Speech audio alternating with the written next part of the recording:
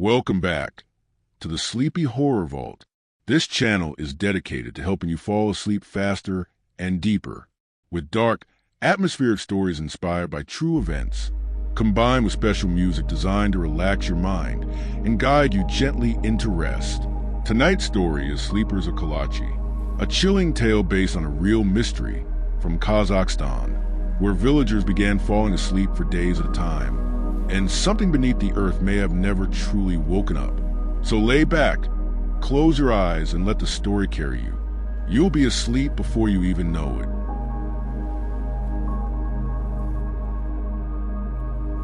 Hi, my name is Sophie. Welcome to the Sleepy Horror Vault. Tonight, I'll be your reader as we explore another eerie, true mystery, reshaped to help you drift off into sleep. Just relax, close your eyes, and listen to the story unfold. You'll be asleep before you even know it. This is Sleepers of Kalachi. Chapter 1. Whispers in the Steppe. The wind had a voice out here. It wasn't a scream or a howl, but something quieter, more deliberate. As if the land itself were breathing, slow, patient, ancient.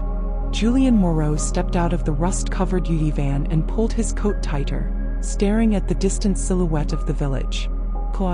Just a scattering of rooftops on the wide Kazakh steppe, barely clinging to the edge of memory. The driver, a heavy-set man named Ruslan, grunted and pointed toward the houses. "You walk, I wait here." Julien nodded, shouldering his camera bag. The air smelled like dry grass and cold iron. Not a soul in sight. No smoke from chimneys. No barking dogs. Just stillness. This was exactly how he wanted it. Julien had made a career out of silence. He was a former war correspondent, now a documentary filmmaker. He had walked through burned-out towns in Syria, interviewed widows in Aleppo, filmed the ruins of Mosul while drones buzzed overhead. But this felt different. This wasn't destruction or trauma. This was absence. A quiet that had weight. He raised his camera and hit record. Kalachi, northern Kazakhstan. Population once over 600, now fewer than a dozen. Between 2013 and 2015, dozens of villagers fell into mysterious, prolonged sleep. Days at a time. Hallucinations. Memory loss. Even children. No official cause was ever confirmed. Theories range from carbon monoxide poisoning to remnants of Soviet uranium mining. But the truth, like the people, has faded. He lowered the camera. Ahead, the village sign leaned sideways, half buried in snowmelt. The name Kalachi was barely legible, chipped away by weather. Beneath it, someone had spray-painted a crude warning in red, and he spat. A phrase he recognized. "Do not sleep." Julien walked slowly down the main road. Houses lined both sides, some with broken windows, others still perfectly intact. It felt wrong how untouched everything was. He paused at one doorstep and peered inside through the curtainless window. A table still set for tea. A pair of slippers by the door. Dust floating in the cold light. No looters. No signs of violence. Just abandonment. He filmed the interior. Then he froze. Movement.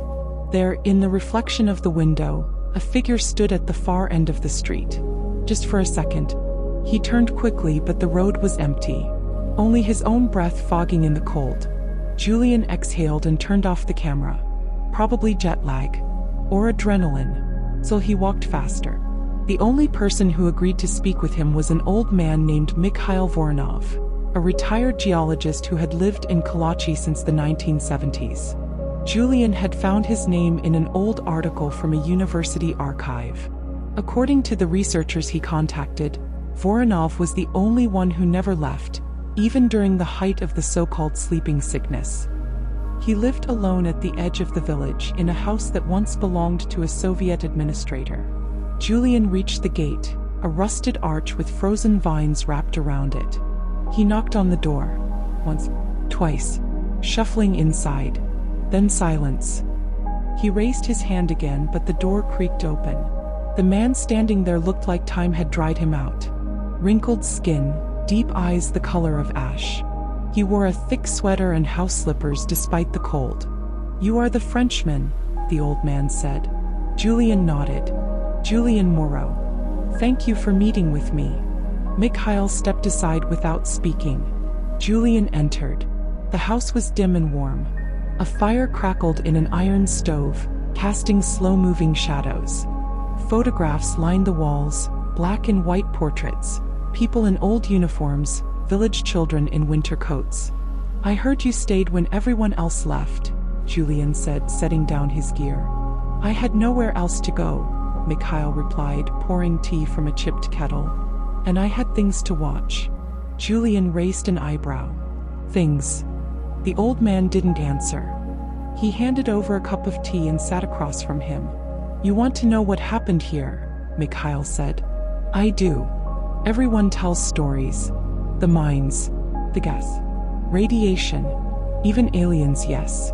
Julien gave a small smile. "And you? What do you believe?" Mikhail looked into the fire for a long time.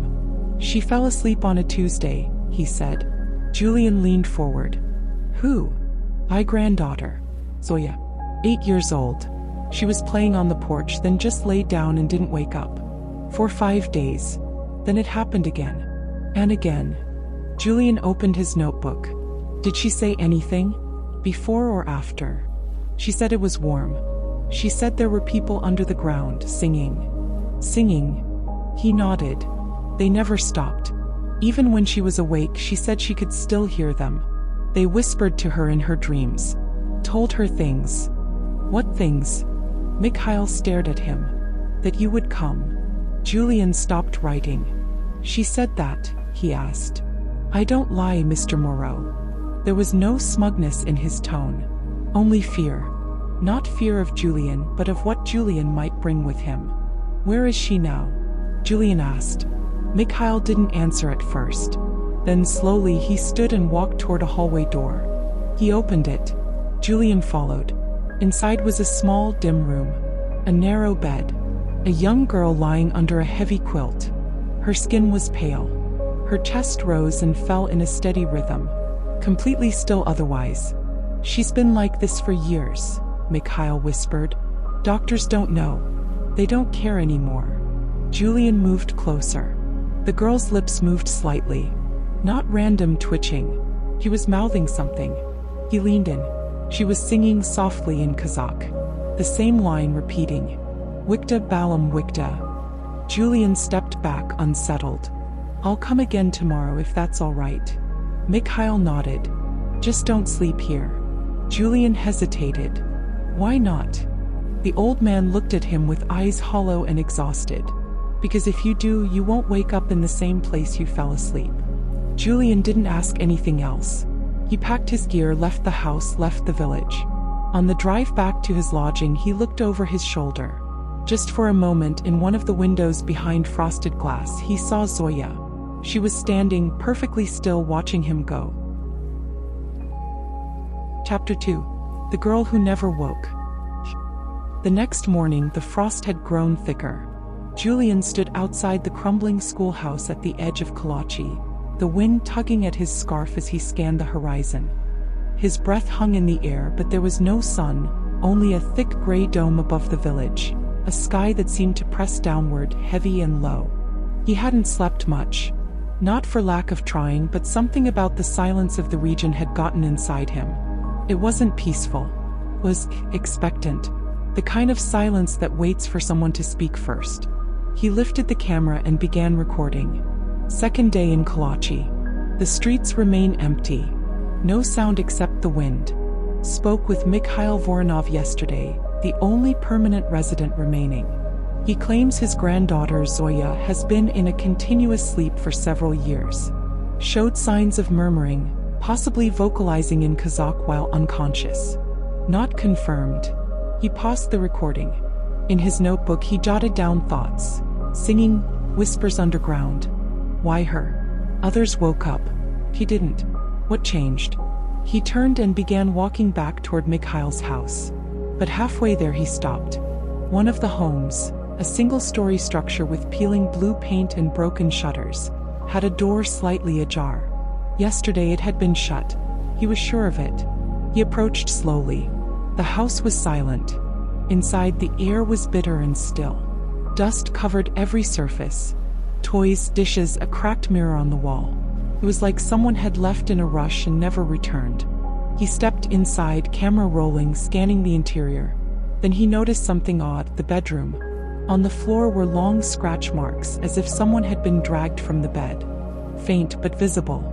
And on the far wall, scribbled in what looked like black chalk or soot, were symbols. Strange, looping curves, almost musical in shape. He knelt to examine them. He didn't recognize the language, if it even was one. He took a photo, then traced one with his finger. As he did, something shifted behind him. A whisper. Julien spun around. Empty. No, not empty. A child's shoe lay in the center of the room. He hadn't seen it before. It hadn't been there. He stood slowly, heart ticking faster. Something wasn't right. He backed out of the house and didn't stop moving until he reached Mikhail's gate. This time, Mikhail was already outside, feeding a small fire in a metal barrel. He looked up and waved Julien over without speaking. Julien approached. "Did you sleep?" Mikhail asked. "Barely," Julien said. "But I saw something. In the village. A house. Symbols. Like writing." Mikhail turned back to the fire. "Some say the children drew those. Others say the ones underground did." Julien frowned. "You mean the people from the mine?" "No," Mikhail said quietly. "Not people." There was a long silence. Julien glanced at the door behind him. "Can I see her again?" Mikhail didn't answer, but he moved toward the house. Julien followed. Inside, the little room was colder than before. The fire from last night had died out. Zoya lay still beneath the same blanket. But something had changed. Her lips weren't moving. She wasn't murmuring. He leaned in. Nothing. Then, as if cued by his breath, her eyes opened. Wide, pale, glassy. Julien stepped back in shock. She didn't move. Didn't blink. She was staring at the ceiling, expressionless, like something mechanical had turned on. "Zoya," he whispered. She didn't respond, but her eyes shifted. Slowly. Toward him. Then her lips parted. But the voice wasn't hers. It was deep. Too deep. Echoing in the small room, dry and full of weight. Not loud, but undeniable. "You are late." Julien staggered back, nearly tripping over the doorframe. Mikhail was in the hallway, unmoving, as if he expected this. "What did she say?" Julien asked, breath catching. "She's only the voice," Mikhail replied. "I thought she was unconscious." "She is," Mikhail said. "But that doesn't stop them." Julien swallowed hard. "Who are they?" Mikhail finally looked at him, the firelight from the hall catching his face. "The ones who never woke." Julien didn't know what to say. He returned to the room and crouched near the bed again. Zoya's mouth was closed now. Her eyes too. Had he imagined it? He pressed record. "This is Zoya Voronova. Approximately 11 years old. Reportedly unconscious for multiple years. Brief episode just occurred. Eyes open. Apparent vocalization in a voice inconsistent with her age or gender. Statement: you are late. Further analysis needed." He turned off the camera and exhaled. "This isn't natural," he said aloud. "It's not medical. It's something else." Mikhail said nothing. He just looked at the floor. Then he said quietly, "Do you want to see where it started?" Julien turned to him. "The mines." The old man nodded. "They buried the shaft, but not the truth. The entrance to the mine was 2 kilometers from the village, hidden behind a ridge of frozen earth and brittle trees. Snow clung to the edges of the path, the sky above like a lid closing tighter every hour. Mikhail walked ahead, lantern in hand. Julien followed, camera tucked inside his coat, battery warm. "There used to be fences here," Mikhail said. "Signs. Warnings. Doesn't matter now." They came upon a sloped clearing where jagged metal beams jutted from the earth like broken teeth. A concrete slab covered the center of the crater, cracked down the middle. "This is it?" Julien asked. "Entrance number 3, Mikhail said. "Sealed after the accidents." Julien knelt to examine the slab. There were scratches along the edges. Not natural wear. Something had scraped at this concrete. Something desperate. He filmed the area, then noticed something else. A small object half buried in the dirt near the edge. He pulled it free. A music box. Rusty, dented. He turned the key gently. The mechanism groaned. Then it played. A lullaby. The same tune Zoya had been murmuring the night before. He stopped it and looked at Mikhail. She had one just like that, Mikhail said. Julian's thoughts swirled. Something tied all of this together. The singing, the sleeping, the mine. But the connections didn't make sense. Not yet. He turned to leave. But before they reached the path, Julian heard something. From beneath the slab. A sound. Not wind. Not metal. A voice. Low, slow, inhuman. Calling. Then very clearly in broken, rasping French. We remember you. Julian backed away. Mikhail placed a hand on his shoulder. They never sleep. Not really. Julian looked at the mine one last time. Felt like something inside was looking back. Chapter 3. Dreams That Hunt. Julian didn't remember falling asleep. He only remembered waking up gasping for air, his shirt clinging to his chest with sweat, the room around him pitch dark and trembling with silence. The cheap inn outside Kalachi where he was staying had lost power again. That wasn't new. But what was new, what made his stomach churn and his skin crawl, was that he was still humming the lullaby from the music box in his sleep. He sat on the edge of the bed trying to focus. The melody lingered in his mind, each note perfectly clear. It was as if it had been tattooed onto his brain, etched into the folds of memory. He couldn't even recall his dream, only the feeling, something close to drowning but heavier, like the sky had been sitting on his chest, whispering. And worse, he could still feel someone watching him. Even now. Julian stood and grabbed his camera, flicking it on to check the time. Just past 4 in the morning. The screen buzzed with static for a moment before the image sharpened. The last file he had recorded at the mine was still open on screen. He watched it again. The rusted music box. The lullaby. Mikhail's quiet voice saying they never sleep. And then that final sound. The voice from beneath the concrete slab, speaking in broken French. We remember you. He paused the video and leaned closer. There was a shape just for a split second at the edge of the frame. Right before the video ended. Not movement, not exactly, more like an outline forming in the mist. A human shape hunched but wrong somehow. Distorted. Like something that had never quite learned how to be a person. Julian replayed it frame by frame, heart pounding. It was there. It had been there with them. Later that morning, Julian returned to Kalachi, moving faster this time. Mikhail was waiting outside with a kettle of water steaming on a metal rack. He gave Julian a knowing look. You saw something, he said. Julian didn't answer right away. He set down his gear and sat on the cracked bench near the fire. They followed me, Julian said. In my dream. Mikhail said nothing. He stirred the water, dropped a pinch of dried herbs into a cup. Do they always follow the ones who come here? Julian asked. No, Mikhail said. Only the ones who try to leave. Julian took the cup but didn't drink. I need to understand what this is, he said. It's not a sickness. Not an environmental hazard. This is something older. Mikhail nodded. Older than the mine. Older than the village. Julian glanced toward the house. How is she? She's awake again, Mikhail said. But not her. Zoya sat upright in bed, her eyes open but unfocused. Her lips moved slightly but no sound came out. Julian stepped into the room slowly, his camera off, not wanting to disrupt the stillness. He crouched beside her. Zoya, he whispered. Her head turned slowly toward him. Her pupils were strange, wide and dull, like the light never really reached inside. And then she spoke. Not in Kazakh. Not in Russian. Not in any language Julian knew. But he understood. The words didn't go through his ears. They went straight into his mind. Not as sounds but as meaning. You hear them now, she said. The sleepers. They remember the earth. They remember when it was quiet. Julian swallowed hard.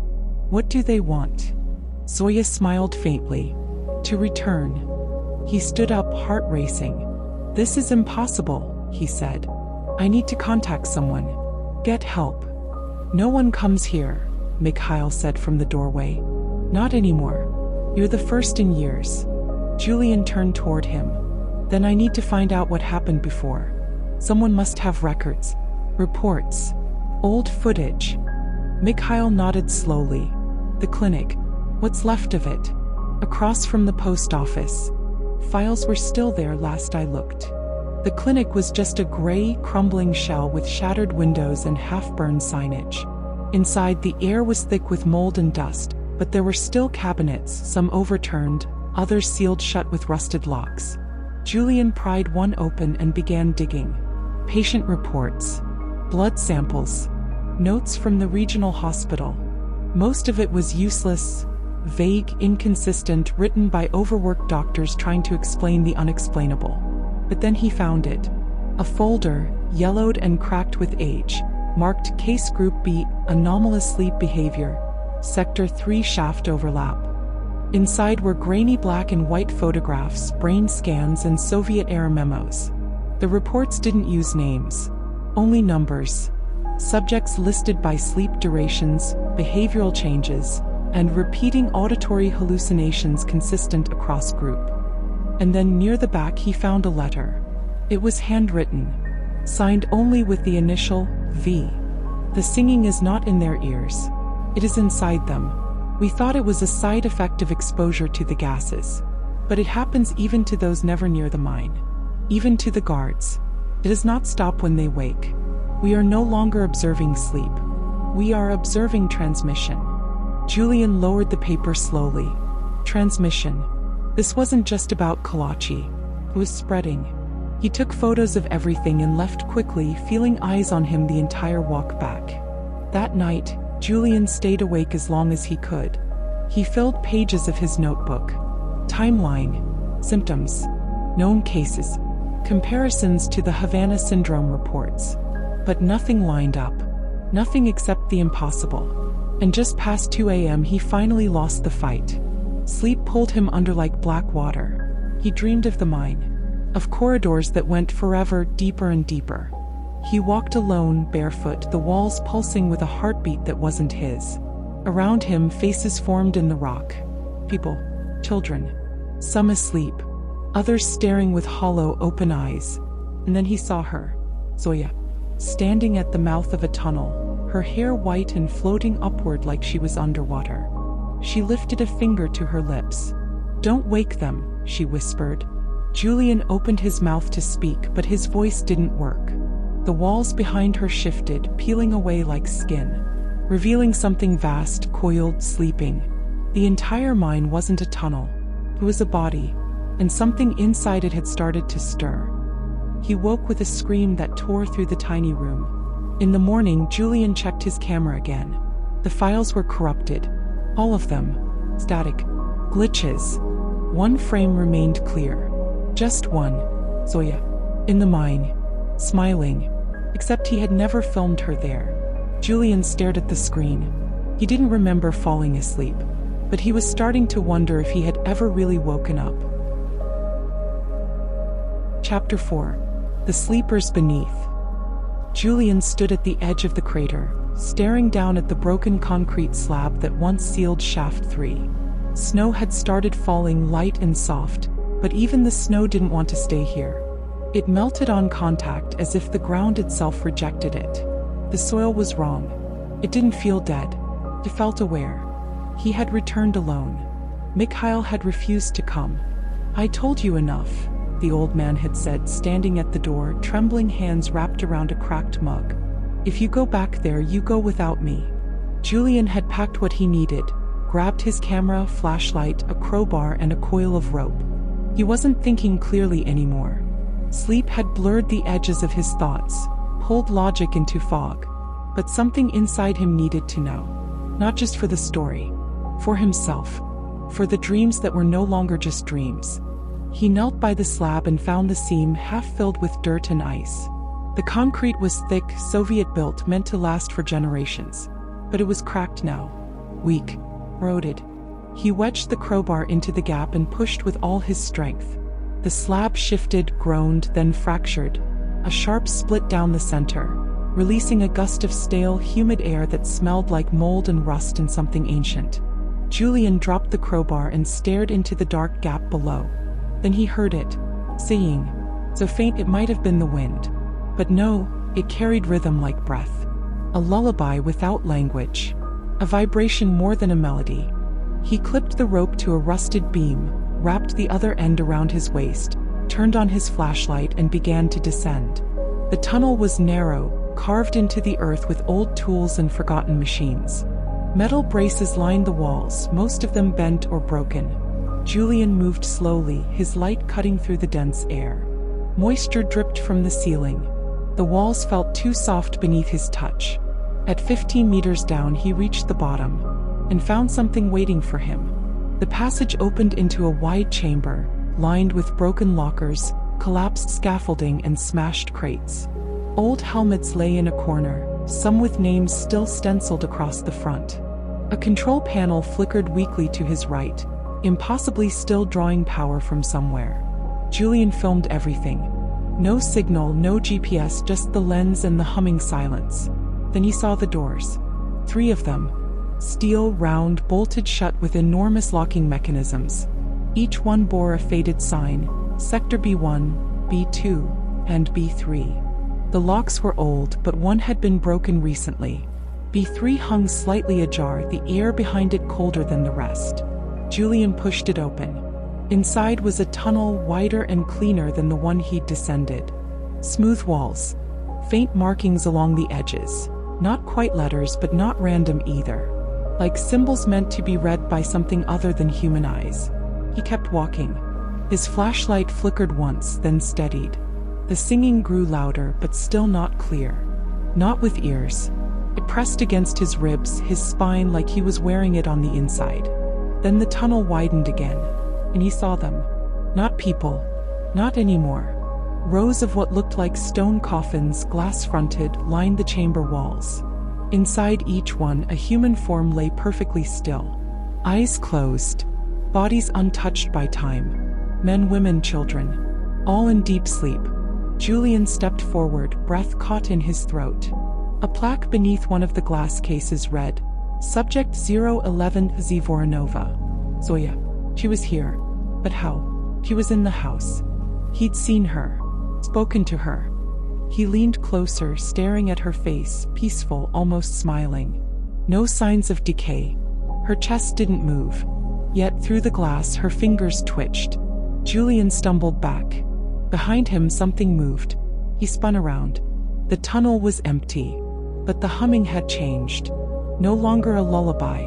Now it sounded like breath. Labored. Wet. He raised his flashlight and aimed it down the far passage. Nothing. Then from the darkness a shape emerged. It crawled slowly, not walking but folding forward on limbs too long for its body. Hair hung in strings. Its eyes reflected the light, but there was no recognition in them. Only hunger. Not for food. For something else. Memory. Thought. Pain. Julien ran. He didn't scream. There was no point. The thing didn't chase in a straight line. It vanished between flashes of light, appearing again closer, sideways, crawling along the ceiling, the walls, as if the laws of space didn't apply down here. He burst through the steel door, slammed it shut and twisted the lock. Silence returned, but it was worse than the noise. He backed away, breathing hard, flashlight trembling. Then he heard a voice. Behind him. A child's voice. You found us. He turned. Zoya stood in the center of the chamber. Not behind glass now. Awake. Eyes wide. Pale skin glowing faintly, not from the flashlight, but from something within. Julien opened his mouth, but no sound came out. She walked toward him, slowly, bare feet silent on the concrete. This place is a memory, she said. It remembers us, and now it remembers you. I don't understand, Julien managed. You were there once, she whispered. Before the mine. Before you were born. We all were. She raised a hand and touched his chest. You came back. Julien staggered, clutching his ribs. His heart raced wildly as if it didn't recognize his own body. I want to leave, he gasped. Zoya shook her head. No one leaves. Not after they wake up. He ran. Through the chamber. Back to the tunnel. climbing the rope, breath ragged, lungs screaming. He didn't look back. If he looked back, he'd never make it out. He burst into the open air, collapsed onto the frozen earth, and lay there for what felt like hours. When he finally stood, the wind had changed. It was warmer. The snow was gone. And behind him, the mine entrance had sealed itself again, as if it had never been opened. Back in his room, Julien played back the footage. Only static. Every frame. Except one. Zoya. Standing in the tunnel. Reaching toward the camera. Her mouth open. But no sound. Just a phrase written in the corner of the frame, flickering once before vanishing. You woke us. Chapter 5. The Return of the Syndrome. Julien couldn't remember the drive back to Kalachi. One moment he was staring at the sealed mine entrance, panting, knees soaked in frozen earth. The next he was standing outside Mikhail's house, the door wide open, the fire burning inside like it had been waiting for him. The only thing he remembered clearly was the phrase from the footage. You woke us. He didn't know who us meant anymore. The villagers, the ones in the mine, or something worse. He stepped inside. Mikhail wasn't in the main room. The photos were still on the walls, the kettle still warm. But the house felt emptier, like something vital had been removed. Hello, Julien called out. No answer. He walked to Zoya's room. Just blankets folded neatly, a pillow placed with care, like she had never been there at all. Julien checked the hallway, the kitchen, the cellar. Gone. Then he noticed it. On the table, a note. Written in thick, uneven handwriting. The kind of writing done by someone with shaking hands. Do not follow. I tried to hold the door shut, but it opens from the other side. If she speaks again, it will not be her voice. I'm sorry. No signature. Just that. Julien sank into the chair, heart pounding. He wasn't alone anymore. He felt that clearly now. Something had come back with him. Not just memory. A presence. He opened his notebook and tried to write, but his hands wouldn't stop shaking. Each word he scribbled twisted on the page, the ink bleeding sideways like it was trying to spell something else. He threw the pen across the room and stood. He needed to leave. Not just Kalachi. Kazakhstan. The continent. But when he reached the edge of the village, the road was gone. Not blocked. Gone. Where there should have been cracked pavement, dirt, and tire tracks, there was only grass. Rolling steps stretching endlessly in every direction. He turned around. Kalachi was still behind him, perfectly still. The buildings. The rooftops. The leaning sign. Exactly as it was before. Exactly as it always was. Julien took a step forward, back toward the center of the village, and found himself at the sign again. He turned around. Kalachi behind him once more. No matter which direction he walked, it always brought him back. Oop. Julien backed away slowly and sat down in the grass. He opened the camera. New files were appearing by themselves. Recordings he hadn't taken. He watched one. A view of his own face. Sleeping. Murmuring something in French. Elle chante. Elle sla. Elle revient. She sings. She is here. She is returning. He skipped to the next video. Footage of the mine, but taken from a low angle. Something crawling. Filming. Breathing. He dropped the camera and stood up. His thoughts were no longer his own. He began hearing them, not voices but pulses of feeling. Like memories that weren't his. Images of cold stone, long hallways, hands dragging on walls. Fear. Sorrow. Hunger for attention. For awareness. Then he heard her. Zoya. Behind him. Not a whisper. Not a murmur. A clear, cold voice. Julien. He turned. She stood in the street. Barefoot. Dirty. Her hair hanging down in wet strings, her eyes white as paper. You brought them with you, she said. You remembered too well. Julien stepped back. What do you want from me? Zoya tilted her head. We don't want anything. You do. You want answers. You want truth. But truth doesn't sleep. It hunts. She began walking toward him. The syndrome never ended, she said. It moved. It hides in memory, in dreams, in places where people stop looking. Julien stumbled backward. "I didn't do anything," he said. "I just came to record. To tell the story."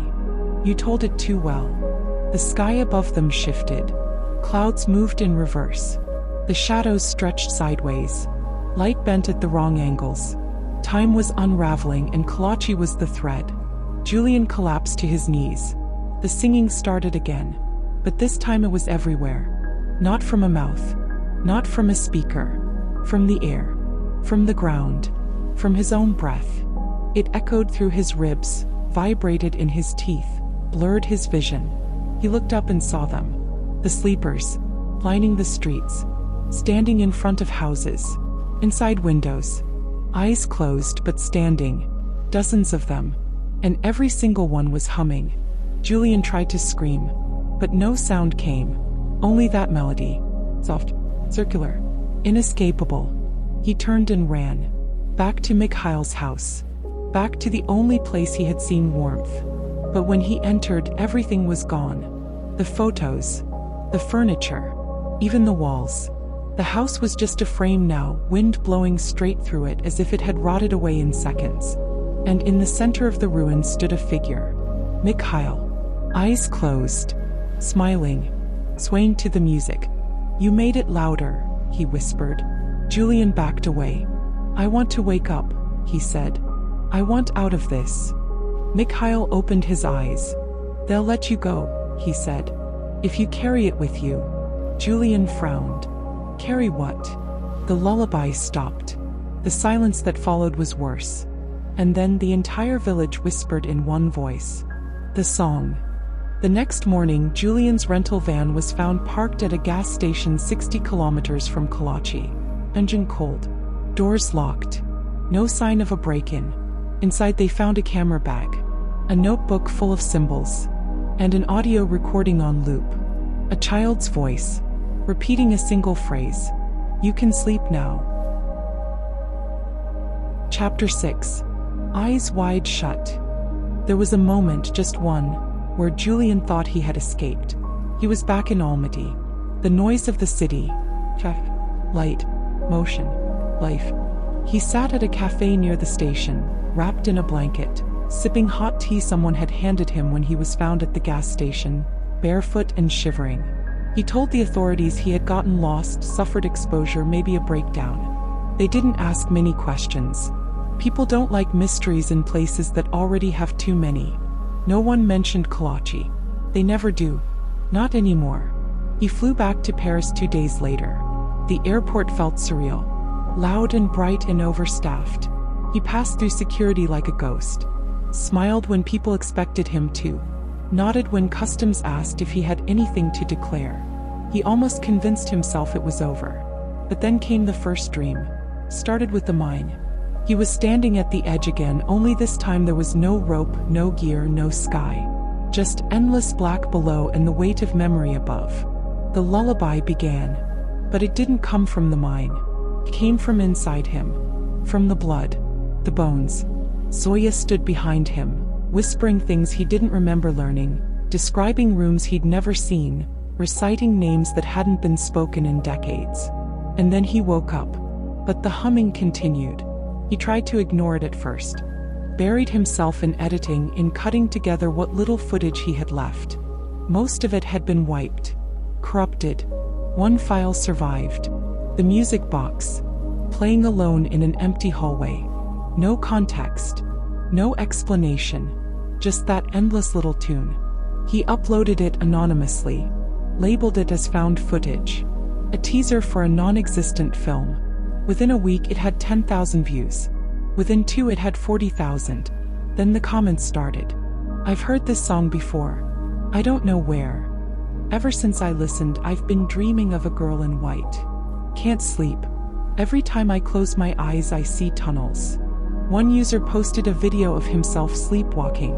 Another wrote a journal entry describing a mine shaft beneath his apartment building in Toronto. The lullaby spread like a virus. And Julien knew what he had done. It wasn't a syndrome. It was a seed. Kalachi was never about the village. It was a doorway. A transmitter. A memory waiting to be shared. And he had become the carrier. He stopped sleeping.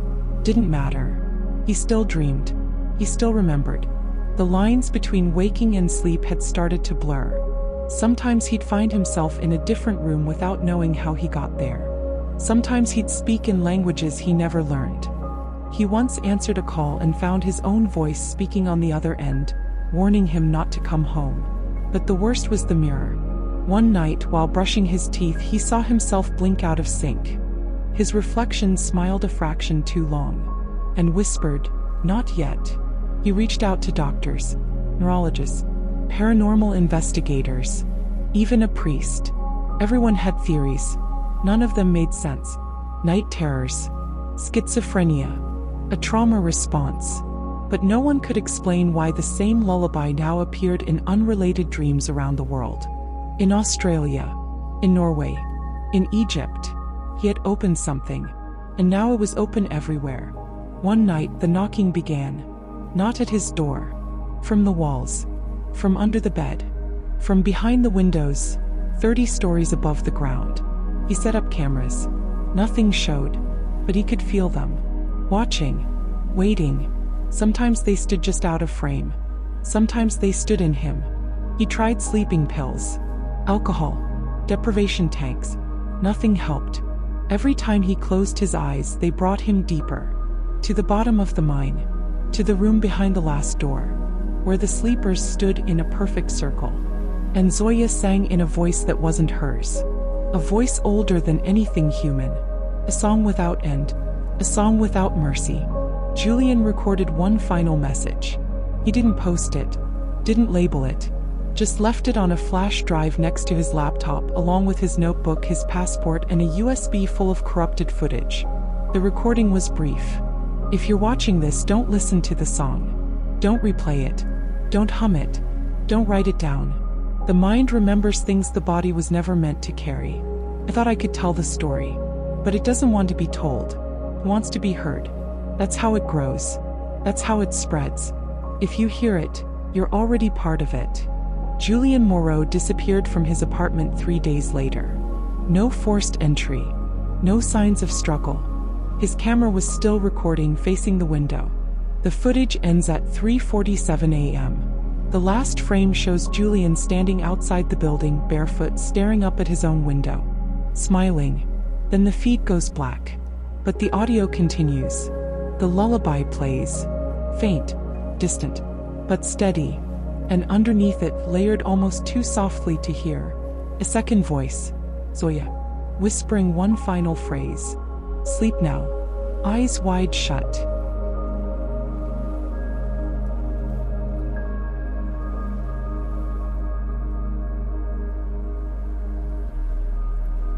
Epilogue.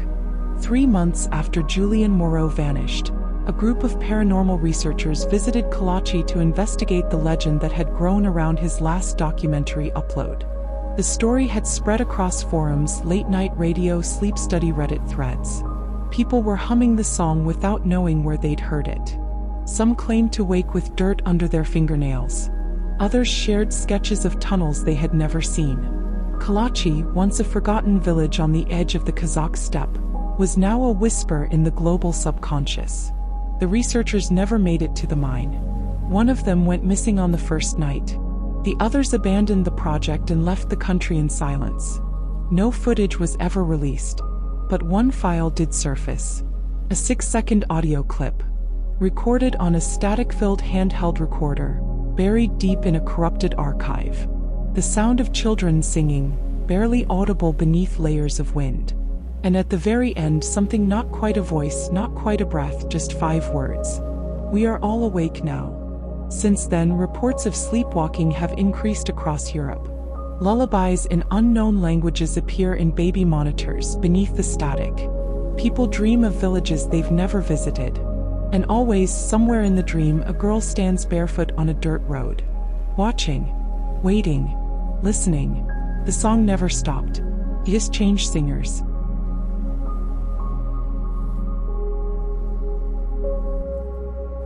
The story is over now.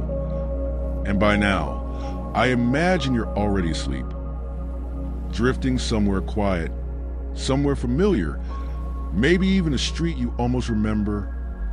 But if you're still awake, that's okay too. Just breathe slowly. Let the weight of the day fade away. The music you're hearing is designed to help you fall asleep faster and sink deeper into rest. Even if strange dreams follow, there are no more tapes tonight. No more humming. Just your body relaxing and your mind slipping softly into sleep. Thank you for spending your night with us, here in the Sleepy Horror Vault. Until next time, sweet dreams.